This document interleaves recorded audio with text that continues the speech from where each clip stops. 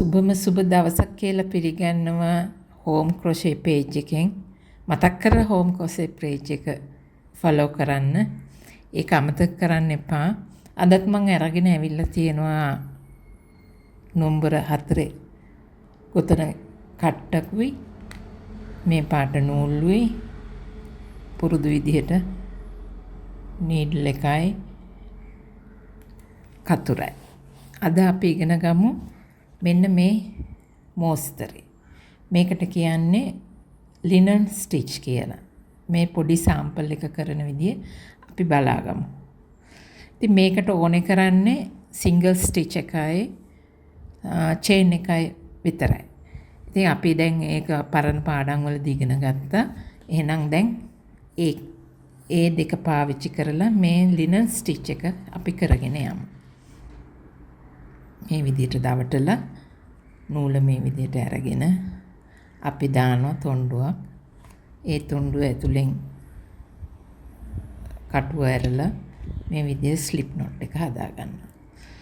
දැන් දවටලා ඒ තොණ්ඩුව ඇතුලෙන් නූල ගන්නවා. දවටලා තොණ්ඩුව ඇතුලෙන් නූල ගන්නවා. මේ විදිහට අපි චේන් 10ක් ගොතාගමු. 1 2යි 3යි 4යි 5යි 6යි 7යි 8යි 9යි 10යි.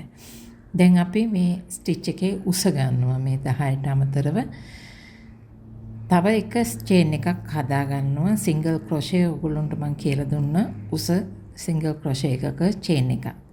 ඒ චේන් එක දැම්මට පස්සේ මේ දන්වැලේ ඉඳලා මේ හුක් එකේ ඉඳලා දන්වැල් 3ක් ආපස්සට 1 2 3 මේ තුන්වෙනි එකට තමයි අපි හුක් එක ඇතුල් කරන්නේ. ඇතුල් කරලා දවටලා ලූප්ස් දෙකක් තියෙනවා. ආයි දවටුවා මේ දෙකෙන් ගත්තා.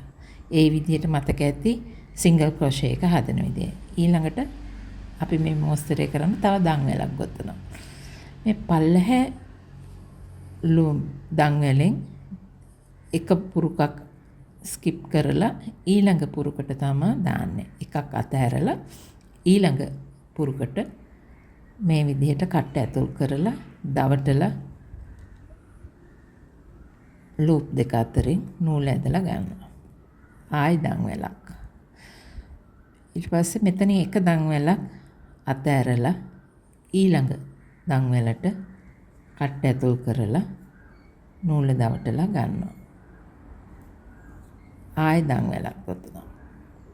මේ විදිහට අපි කෙලවරට යනකම් ගොතා ගමු.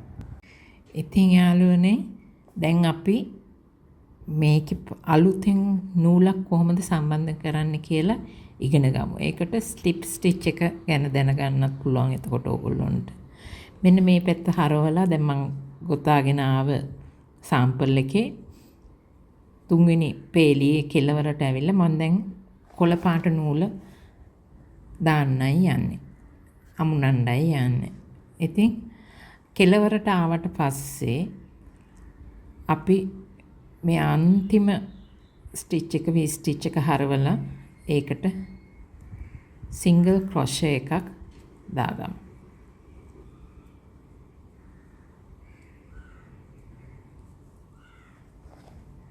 මේ විදිහට සිංගල් ක්‍රොෂේ එකක් දාගන්නවා.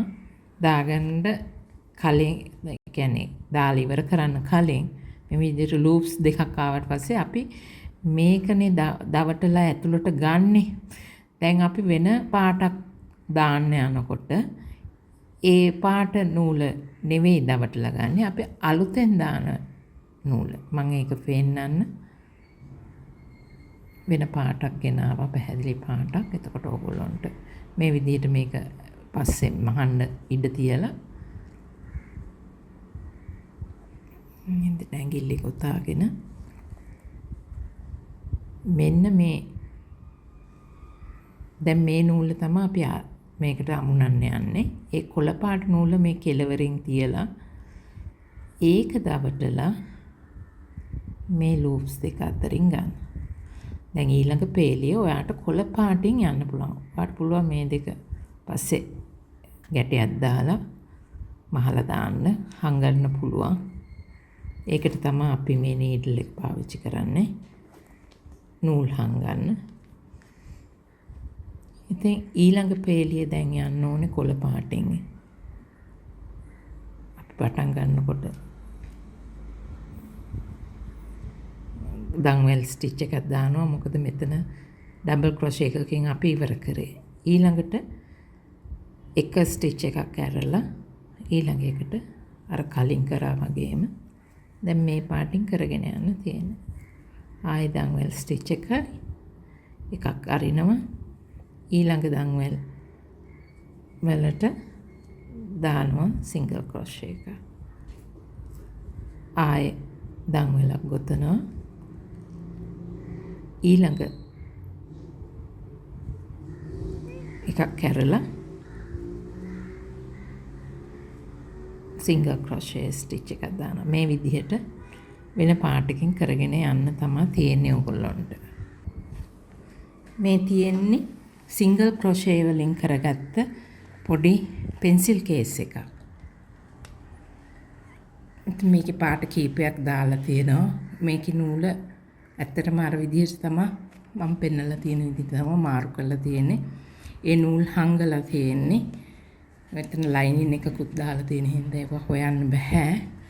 ඉතින් මේ විදිහ සිංගල් ක්‍රොෂේ වලින් කරගත්ත පොඩි පෙන්සිල් කේස් එකක් තමයි මේ තියෙන්නේ.